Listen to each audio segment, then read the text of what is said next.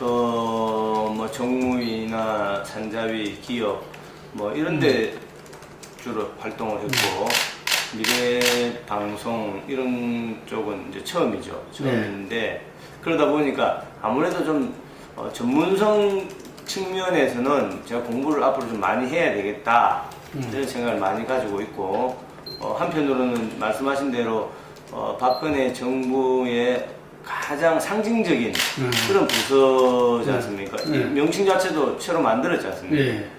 그리고 우리 대한민국의 새로운 먹거리 이런 측면에서 이제 많은 국민들의 관심을 갖는 상임위이기 때문에 국민들 눈높이에서 좀 체감할 수 있는 그런 상임위, 특히 법안 심사 같은 걸 진행해 볼 생각이고, 다행인 것은 제가 맡고 나서 지난달에 4월 달에 그 법안이 상당히 많이 통과되었습니다. 뭐 우스갯소리로 작년에 뭐 1년 한 것보다 더 많이 통과됐다. 누가 그러는데 그 뭐 어쨌든 좀 스피드를 내서 특별히 여야 정치적인 쟁점이 없는 부분은 좀 머리를 맞대서 빨리빨리 좀 이렇게 국회에서 입법적인 뒷받침을 할 각오입니다. 뭐 다른 나라는 어떻는데 우리나라는 상당히 비싸다. 또 뭐 4인 가구 기준으로 하면 뭐 얼마다. 그 이제 순위가 몇이다라는 것은 또 여러 가지 기준에 따라 다르겠지만은 기본적으로는 국민들이 그냥 너무 좀 부담이 된다. 이것은 맞지 않습니까? 그렇죠. 그렇기 때문에 국민들이 기본적으로 가계 소득이 있을 거고 월 뭐 지출액이 있을 건데 그 중에서 통신비 부담이 그냥 과도하다 이런 데 대해서는 뭐 여당 야당 할 것 없이 다 공감대가 있기 때문에 어떤 방안을 동원해서라도 이 부분에 대해서 좀 그 부담을 경감시켜줄 그런 정치권의 노력이 있어야 된다는 거죠. 그래서 뭐 박근혜 대통령도 공약으로 내세웠습니다만은 기왕에는 사실은 이제 결국 요금을 인하해야 되는데 그 요금 인하라는 게 어떤 자유 경쟁 체제에서 자연스럽게 인하가 되는 것이 아니라 여론에서 압박을 하면은 또 정부에서 좀 이렇게 좀 뒤에서 좀 이렇게 푸시하듯이 이렇게 하는 방식이었죠. 자, 그러다 보니까 어떤 문제가 있냐면은 국민들이 느낄 때 요금 가계통신비 부담 경감이 됐구나 라고 하는 그 체감은 미미한 반면에 그 업계에서는 뭔가 아유 지금 우리나라가 무슨 뭐 사회주의 국가도 아니고 뭐 이렇게 뭐 정부나 정치권에서 이렇게 요금을 내리라 올리라 뭐 이렇게 압박을 좀 선을 넘어서 하고 있다 이런 볼멘 소리가 많이 나왔지 않습니까? 효과는 미미한데 그런 업계의 불만은 많았다. 그런 이제 반성 때문에 이번에 어떻게 보면은 가장 그 근본적인 그래도 현실적으로 생각할 수 있는 대안 중에 하나를 우리 당정에서 제시했다. 그것이 뭐냐면 데이터 요금 중심제죠. 그러니까 우리가 휴대폰을 쓸 때 이것이 어떤 서비스에 대한 대가인가 기본적인 철학이 내가 여태까지는 이 휴대폰을 쓰면은 A라는 사람과 B라는 사람이 의사소통을 하는 용도다. 그러니 그 음성 통화하는데 또 문자를 주고받는데 대한 그 서비스에 대한 요금을 어떻게 결정한다. 이런 패러다임에 또 비해서 이번 데이터 요금 중심제는 지금 이제 이 모바일 휴대폰이라는 것은 그런 단순한 통신의 수단이 아니라 이제는 내 손 안에 있는 하나의 컴퓨터다. 이걸 가지고 음성 통화하는 것은 어떻게 보면 부차적인 거고 여기에서 인터넷 검색을 하고 또 TV를 시청하고 뭔가 뭐 동영상을 뭐 본다든지 뭐 이런 하나의 컴퓨터라고 생각하는 주요 서비스가 그러면은 요금 체계도 기존의 그런 통신 주고받는 전화 음성 여기에 대한 요금이 아니라 이제 인터넷 검색하는 이런 데이터를 중심으로 하는 요금이 되는 거 아니냐. 이게 기본적인 철학입니다. 이게 사실은 맞는 거죠. 어떻게 보면 이게 흐름상으로는. 바꾼 거네요. 그렇죠. 그 패러다임을 완전히 바꾼 거죠. 그러니까는 기존에 여러 가지 뭐 여당, 야당 할 것 없이 정치권이든 정부에서 무슨 정책이다, 무슨 정책이다, 법안도 지금 제가 많이 심사하고 있습니다만은 그런 것이 약간 강론적인 것이었다라고 하면은 이번 데이터 요금 중심제는 기본적인 틀을 좀 바꾸는 그런 것이기 때문에 아주 획기적인 변화라고 할 수 있고 이제 그 효과가 국민들한테 어느 정도 그 체감될 것이냐. 저희들은 기대를 많이 하고 있습니다만은 최종적인 평가는 아무래도 소비자들이 아니겠습니까? 그래서 그런 부분에 대해서는 좀 한 시간이 뭐 몇 달 지나면은 자연스럽게 나오리요.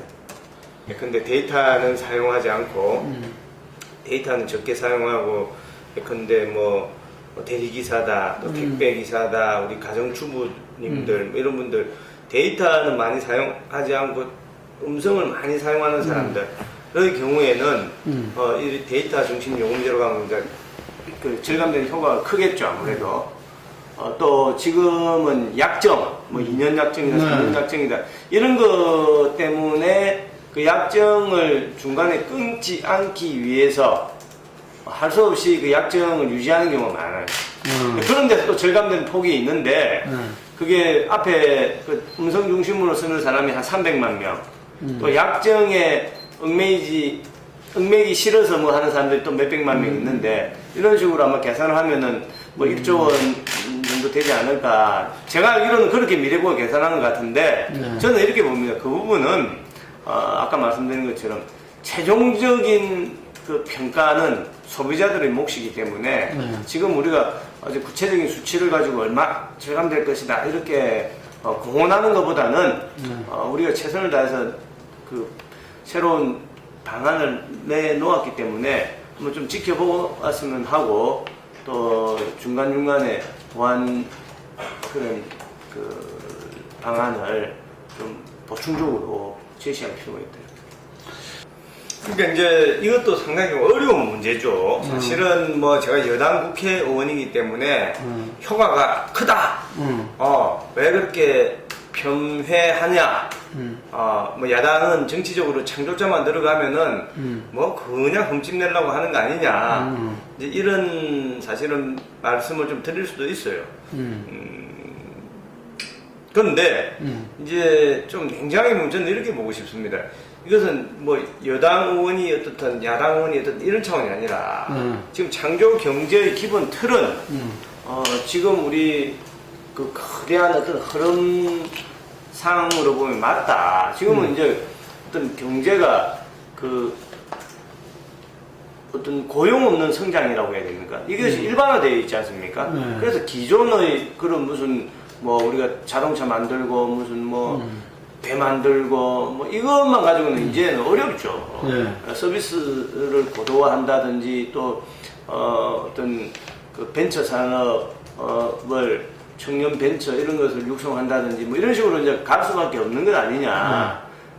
왜냐면 그 기존의 그런 노동지갑적 산업 같은 건 또 우리가 이거 경쟁력이 떨어지지 않습니까? 중국이 내는 데보다. 어떻게 보면 중국은 치고 쫓아오고 또 우리는 선진국한테는 또 밀리고 이제 거기 아주 뭐 호두깎이 샌드위치 신세인데 그런 돌파구로 생각하는 게 이제 창조 경제 이 부분에 대해서는 뭐 많은 전문가들이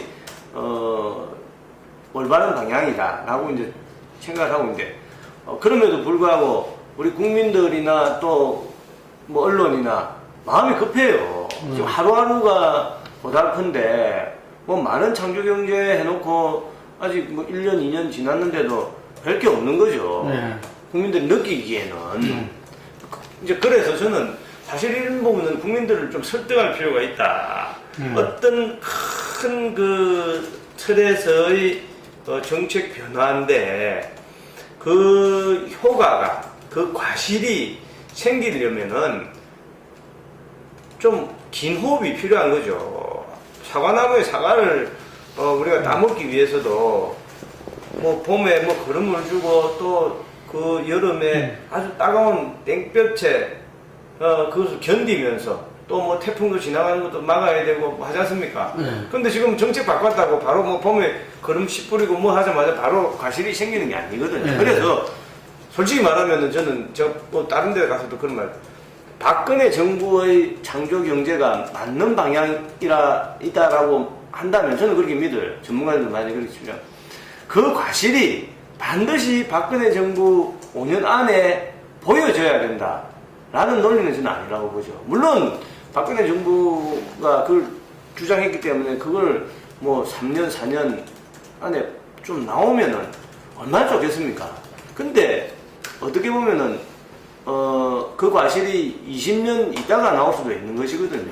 그러니까 좀 그 나라를 경영하는 지도자나 또 그런 그 정치권에서나 그런 부분에 대해서 좀 우리가 차분하게 좀 볼 필요가 있지 않을까. 이게 뭐 자기 정부 여당이다 야당이다라고 해서 무조건 흠집낼 것이 아니라 비록 조금 더딘다 하더라도 장기적으로 우리 미래 세대들한테 도움이 되는 정책이다라고 하면은 기다리는 지혜도 필요하다고 보죠. 과거에 이제 전시 행정 또 뭐 대통령이 누구냐에 따라 가지고 뭐 기업들이 뭐 가가지고 그쪽으로 막 하는 신용하고 대통령 바뀌면은 언제 그랬느냐는 듯이 막 문 닫아버리고 그런 경우 많이 있었죠.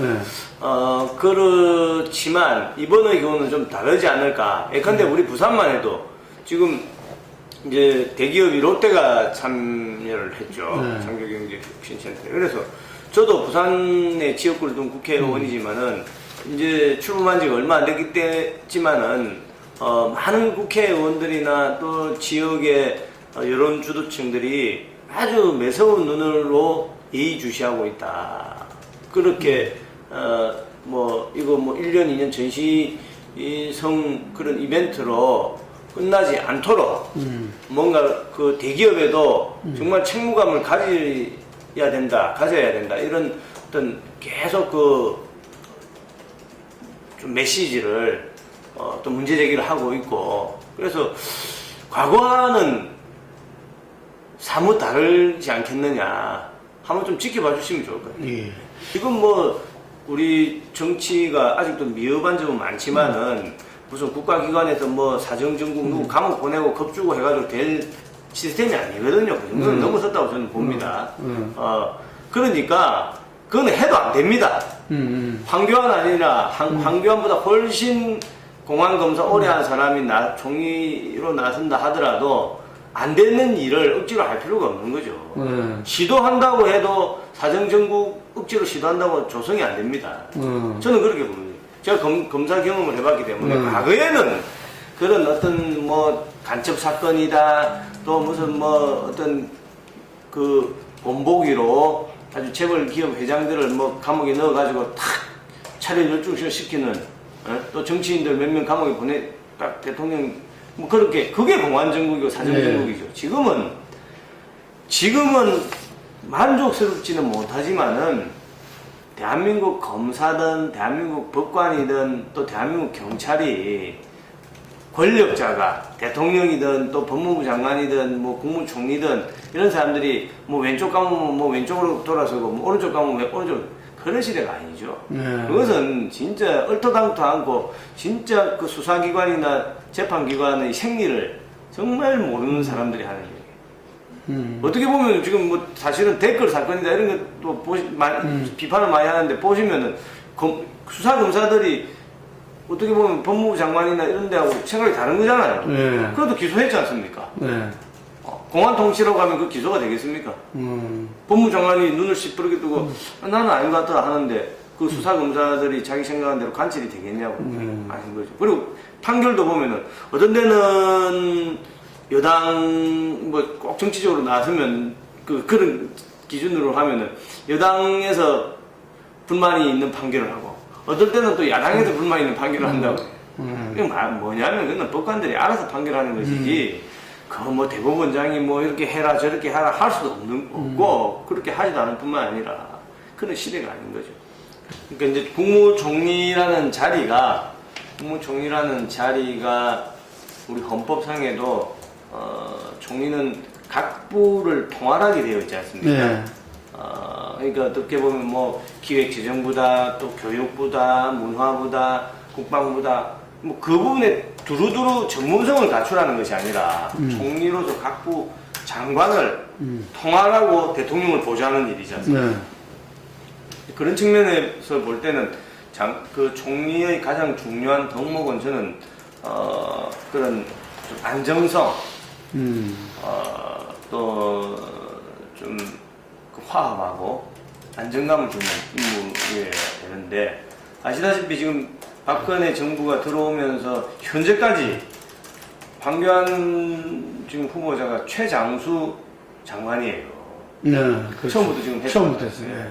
그런데 사실은 뭐 저도 법사위에 있었지만은 그 우리 야당 의원들도 황교안 총리에 대해서 뭐 2번이나 해임 건의안을 냈다고 하는데 그 상임위를 마치면은 이구동성으로 하는 말이 또 본회의를 마치면 야, 참 어떻게 저렇게 답변을 잘하냐. 남한테 그 야당 의원들 질문한 사람들한테 상처도 안 주면서 저렇게 답변을 그 술술 그렇다고 거짓말도 안 하고 거짓말하면은 야당 의원들 가만히 있겠습니까? 그러니까 너무 잘하는 거예요. 일 하나는. 그런 평가를 다 하거든. 뭐 야당 의원들 우리 법사위에 같이 계셨던 분들 쭉 한번 대표님께서 한번 들어보시면 바로 제가 인물이 확실히 있는 사람이에요. 그러니까 안정감이 있죠. 신뢰감을 주는 거죠. 이제 그러다 보니까 대통령도 2년 지금 몇 개월 동안 계속 장관을 시킨 것 아니겠습니까? 그런 측면에서 지금 또 아까 말씀하신 것처럼 지금 한 1년이 골든타임이다. 이번에 실패하면은 박근혜 정부는 실패한 정부가 될 수밖에 없죠. 어떻게 보면 6타수 1안타예요. 총리가 6분이지 않습니까? 실제 총리 된 사람은 제대로 한 사람 한 사람밖에 없고, 그렇죠. 정홍원 총리 5명 임명해서 5타수 1안타니까 이게 타율이 안 나오는 거죠. 그 6타수인데 6타수 또 실패하면은 그리고 사실 1안타도 그것도 뭐 제가 볼 때는 그렇게 좋은 안타는 아니죠. 정홍원 총리도 그렇게 뭐 아주 존재감 있게 그 총리를 한 건 아니죠. 그러니까 사실은 빈타죠. 그러니까 이번 그 총리 후보는 그런 앞뒤의 그런 여러 가지 아쉬움을 메꿀 만한 그런 인물이어야 되니까 당연히 청문회는 통과해야 되고, 그동안에 안타 못 친 그런 기회를 다 메꿀 수 있는 안정감을 주는 뭐 그렇게 그러니까 아마 황교안 총리가 그래도 현실적으로는 최적이지 않을까. 총리에서 마지막 하나만 물어볼게요. 저는 개인적으로 그래서 MB 대통령 때 김황식 총리가 법조인이었는데 그분도 뭐 경제도 잘 몰라요. 또 정치는 더 모르죠. 오로지 그분도 대법관 생활하고 뭐 감사는 법밖에 모르는 사람이에요. 맨 처음에 우려를 엄청 많이 했죠. 저도 18대 제가 법사위원도 했으니까. 그런데 어떻습니까? MB 대통령이 한 일 중에서 제일 잘한 거 하나만 꼽으라면 김황식을 총리로 뽑은 거 그거라고 하거든. 명재상소리를 들었다. 그러니까 우리 황교안 후보자가 뭐 법무부 장관 한 것 이상으로 국무총리 잘 해낼 수 있는 그런 자격과 신망을 갖춘 인물이기 때문에 이번 청문회에서 야당에서도 그 한번 그 법무장관 통과한 사람이지 않습니까? 너무 제땅 삼땅해서 흠집 내려고 하지 말고 뭐 좀 정책적으로 그렇게 임해줬으면 좋겠습니다. 이제 그동안에 사실은 뭐 여론조사나 이런 걸 쭉 보면 한 몇 달 전까지만 해도 그 좀 그렇게 뭐 높은 지지를 많이 못 보여줬지 않습니까? 어떻게 보면은 일반 국민들 사이에 그 김무성이라는 사람이 물론 나갈 뭐 기회도 많이 없었고 또 본인 스타일도 막 이렇게 뭐 어디 가서 뭘 이렇게 자기 얼굴을 들이미는 그런 스타일 성품이 아니지 않습니까?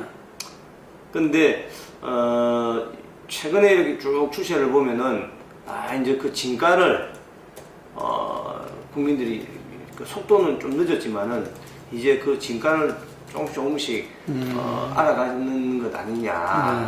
그러니까 옛날에 보면은 뭐 지금 18대나 또 19대 전반기까지도 저도 여기서 이상하다. 김무성 대표가 참 그 우리 국회의원들 사이에 여야 의원들 사이에 그 역시 정치를 아는 사람이구나. 우리 후배들이 볼 때도 저런 점 참 그 따라가고 싶다.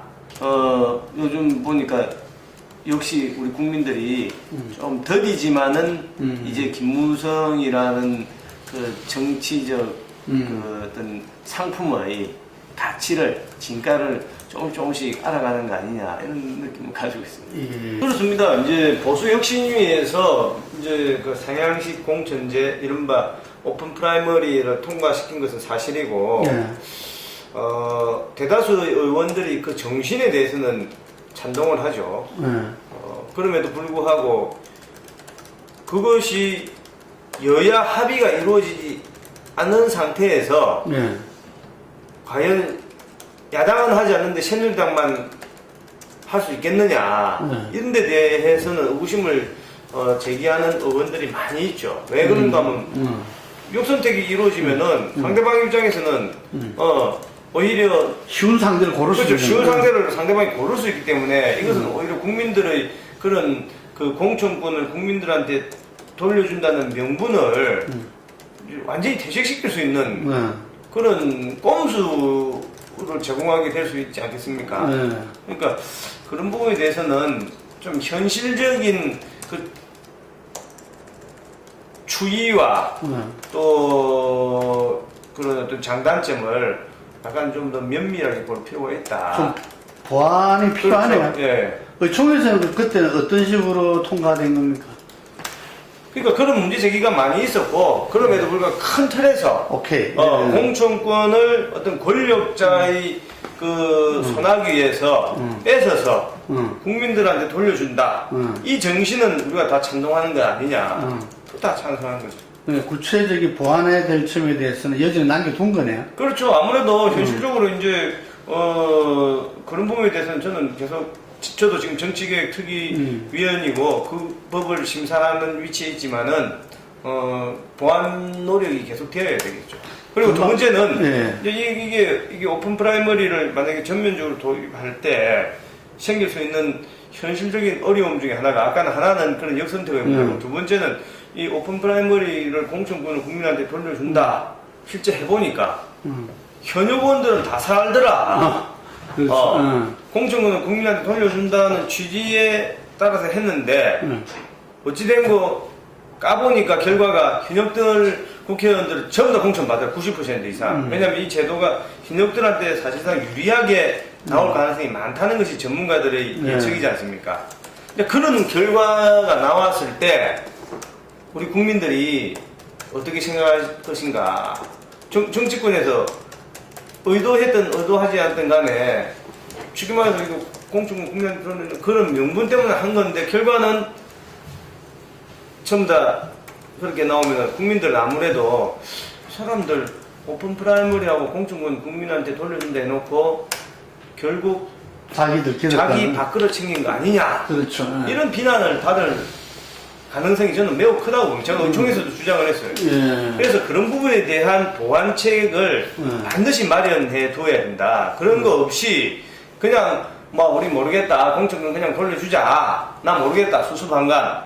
이거는 책임 있는 자세가 저는 아니라고 봅니다. 저는 그거는 아무리 마음이 급하고 또 국민들의 그런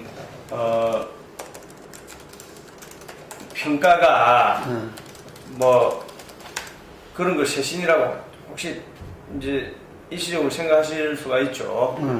쉽게 말해 구태의연한 놈들 다 바꿔라. 그러면 구태의연하지 않은 사람은 누구냐면 새로운 인물밖에 없는 거예요. 그리고 쉽게 검증 안 된 사람. 네, 쉽게 또 이제 국회의원 된 사람들 예컨대 뭐 그 호남 지역 또 뭐 PK 지역의 또 일부나 또 TK 지역이나 뭐 이런 보통 이제 그렇게 많이 이야기를 하지 않습니까? 공천만 받으면 무조건 다른 당상이다.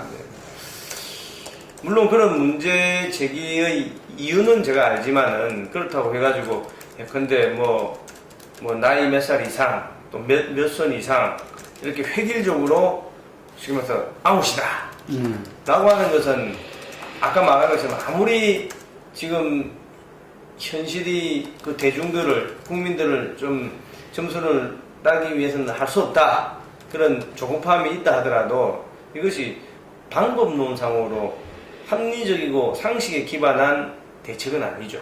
그것은 그야말로 완전 그 어떤 잘 보이기 위한 그냥 물갈이일 수밖에 없는 거죠. 그건 어찌 보면 인민재판식 아닙니까 그게? 인민재판식이.